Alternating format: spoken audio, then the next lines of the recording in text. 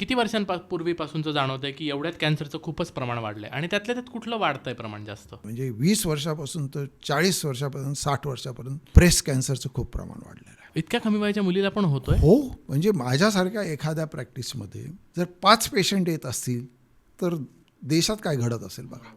10,000चा data आहे माझ्याकडे. त्याच्यात जर 5 मुली जर असतील तर काय किती वाईट चित्र आहे. त्यामुळे एखादं कपल जे आहे, माझ्याकडे परवाच एक कपल आला होता. लग्न झालं, 1 वर्ष झालं, इश्यू होत नाही म्हणून डॉक्टरकडे जातात आणि त्या सगळ्या तपासणी केल्या तर त्याला ब्रेस्टचा कॅन्सर झाला. अशा इश्यू आहेत. त्या कपलनी काय करायला पाहिजे? इन्फर्टिलिटीची ट्रीटमेंट घ्यायची आहे, मूल होतं नाही आणि वेगळंच आलं, असेही प्रसंग होतात. आज 14 ते 15% ब्रेस्ट कॅन्सरचं प्रमाण आहे. काय कारण असं मुलींमध्ये ब्रेस्ट कॅन्सर वाढण्याचं? भ्रष्टाचार जिथे आहे ते कॅन्सर आहे. तसंच ही लाईफस्टाईल जी आहे ना, ते एक भ्रष्टाचारच आहे. लाईफस्टाईल म्हणजे आता तुम्ही कुठेही जा, एखादा टी स्टॉलवर जा, पिझ्झा, कोल्ड्रिंक आहेत चालूच असतं. त्याच्यानंतर स्मोकिंग, त्याच्यानंतर अल्कोहोल, ही लाईफस्टाईल झाली. हीच लाईफस्टाईल झालो असताना परत एक दुधात साखर पडते. PCOD, PCOS असे प्रॉब्लेम सुरू होतात. मेन्स्युरेशन रिलेटेड प्रॉब्लेम सुरू होतात. मग त्याच्यात हार्मोनल पिल्स घेतल्या जातात. कधी कधी कॉन्ट्रासेप्टिव्ह म्हणून हार्मोनल पिल्स वापरल्या जातात. मॅरेज झाल्यानंतर फर्टिलिटीसाठी कॉन्ट्रासेप्टिव्ह पिल्स किंवा हार्मोनल पिल्स वापरल्या जातात. त्यामुळे शरीराचं पिल्स वापरल्यामुळे त्याचं संतुलन बिघडतं आणि संतुलन बिघडलं की ते एस्ट्रोजन लेवल वाढते. मग कॅन्सर, ब्रेस्ट कॅन्सर होण्याचं प्रमाण वाढतं. पहिले लाईफस्टाईल, हार्मोनल पिल्सचा वापर, शॉर्ट व्हिजन, अल्कोहोल आली, स्मोकिंग आलं, त्यामुळे ह्या सगळ्या परिणामाचा परिणाम हे आहे. प्रत्येक शेतकऱ्याला माहिती आहे पेस्टिसाइड वापरल्यामुळे, रासायनिक खतं वापरल्यामुळे माझ्या शेतीचं नुकसान व्हायलंय. पण